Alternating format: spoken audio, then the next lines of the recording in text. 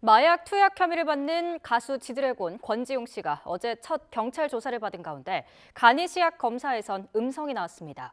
의혹이 처음 불거진 배우 이선균 씨도 간이 정밀 검사 모두 음성 판정을 받았죠. 경찰은 보강 수사를 거쳐 이들을 조만간 다시 부를 방침입니다. 취재기자 연결해 자세한 수사 상황 들어봅니다. 김태현 기자. 네, 사회부입니다. 네, 권 씨 어제 첫 경찰 조사 받았습니다. 혐의에 대해선 어떤 입장이었습니까?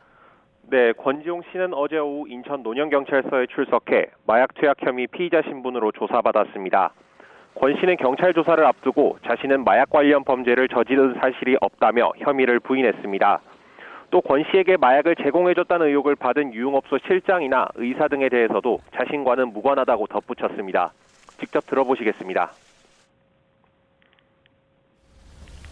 저는 마약 관련 범죄에 대해서 사실이 없고요. 그걸 밝히려고 사실 이 자리에 온 거니까. 혐의 지금 부인하셨는데 그럼 경찰의 무리한 수사라고 생각하십니까? 지켜봐야 알겠죠. 권 씨는 4시간가량 이어진 경찰 조사에서도 혐의를 모두 부인한 것으로 알려졌는데요. 조사와 함께 진행된 마약 간이시약 검사 결과도 음성으로 나왔습니다. 권 씨는 조사를 마치고 나온 뒤에도 국립과학수사연구원 정밀감정의뢰에 협조했다며 검사 결과가 빨리 나왔으면 한다고 말했습니다. 조사 당시 상황을 묻는 취재진에겐 웃다가 끝났다고 농담을 던질 정도로 여유로운 태도였습니다. 직접 들어보시겠습니다. 음성으로 나왔고요. 정밀검사 또한 일단은 긴급으로 요청은 드린 상태이고 웃다 끝났습니다. 다시 한 번만. 웃다가 끝났습니다. 웃다가 장난이고요. 이후에도 권 씨는 SNS에 사필귀정, 무슨 일이든 결국 옳은 이치대로 돌아간다는 뜻의 고사성어를 올리며 혐의가 없다는 주장에 자신감을 내비쳤습니다. 앞서 진행됐던 배우 이선균 씨의 정밀감정은 결과가 나오기까지 일주일 정도가 걸렸던 만큼 권 씨의 감정 결과 역시 다음 주쯤으로 예상됩니다. 네, 함께 수사받고 있는 배우 이선균 씨 상황이 조금 다릅니다. 이 부분 짚어주시죠. 네, 이선균 씨는 대마와 향정신성 의약품 투약 혐의로 지난달 28일과 지난 4일 두 차례 경찰 조사를 받았습니다. 다만 적극적으로 혐의를 부인하던 권 씨와는 달리 경찰 조사에 솔직하게 임했다거나 주변 사람들에게 죄송하다는 입장만 밝혀왔습니다. 오늘 조사에서 마약 투약 혐의 인정하셨나요? 예, 그것 또한 다 솔직하게 제가 기억하고 있는 거 다 사실대로 다 말씀드렸습니다. 다만 이 씨는 2차 조사에서 마약 투약 혐의로 구속된 유흥업소 실장 A씨가 뭔가를 줬는데 그게 마약인 줄은 몰랐다고 주장한 것으로 알려졌습니다. 결국 마약 투약 혐의를 일부 인정하면서도 A씨에게 속았다고 강조하면서 투약의 고의성은 부인하려는 것으로 읽힙니다. 근데 마약 그 사건 같은 경우에는 그게 고의범이기 때문에 본인이 알고 투약을 하지 않으면 처벌이 어렵습니다. 그래서 법리적으로 이제 거기에 초점을 맞춰서 변론 전략을 세운 것으로 보여집니다.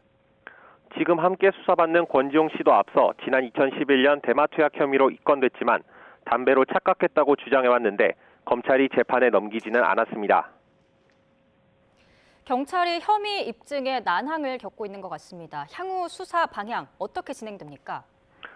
네, 먼저 권지용 씨의 경우 경찰이 통화 내역을 확보하기 위해 신청한 통신영장을 소명이 안 됐다는 이유로 법원이 기각한 것으로 알려졌습니다.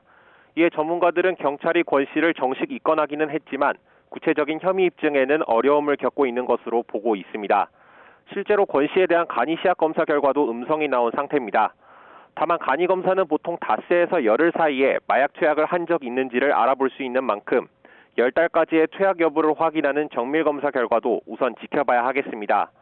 이선균 씨의 경우 투약 사실 자체를 부인한 것은 아니지만 간이검사에 이어 국과수 정밀감정에서도 마약이 검출되지 않은 상황입니다. 하지만 다리털 정밀검사 결과가 남은 만큼 경찰은 보강수사를 거쳐 이 씨에 대한 3차 소환을 검토하고 있는 것으로 전해졌습니다. 지난 2019년 필로폰 투약 혐의를 받던 가수 박유천 씨도 소변과 모발 정밀감정에서 음성 판정을 받았지만 다리털 검사에서 덜미가 잡히면서 징역 10개월의 집행유예 2년을 선고받았습니다. 하지만 다리털 검사의 경우에는 시간이 지나면 계속해서 자라는 모발과는 달라서 구체적인 투약 시점을 특정하기는 어렵다는 한계도 있습니다. 앞서 경찰은 필로폰 투약 혐의로 구속한 유흥업소 실장의 진술을 토대로 이 씨와 권 씨 등 10여 명에게로 수사를 확대했습니다.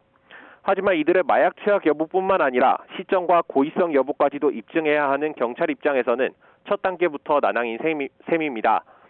이들 입장을 뒤집을 증거를 확보하게 될지 아니면 혐의 입증에 실패해 무리한 수사란 비판을 받을지는 결국 경찰 수사에 달린 것으로 보입니다. 지금까지 사회부에서 YTN 김태원입니다.